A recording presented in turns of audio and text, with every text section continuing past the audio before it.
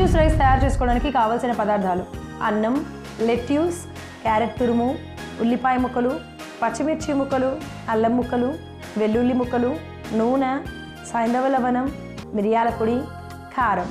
Lettuce rice తయారు చేసుకునే విధానం: ముందుగా స్టవ్ వెలిగించి ప్యాన్ పెట్టుకొని 3 చెంచాల నూనె వేసి వేడి చేసుకోవాలి. నూనె వేడయ్యాక 1 కప్పు ఉల్లిపాయ ముక్కలు, పచ్చిమిర్చి ముక్కలు, అల్లం ముక్కలు, వెల్లుల్లి ముక్కలు వేసి వేగించుకోవాలి.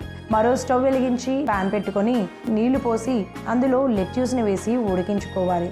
మరొక వైపు వేగుతున్న ఉల్లిపాయల్లో క్యారెట్ తురుము వేసి కలుపుకొని మంచిగా ఉడికించుకోవాలి.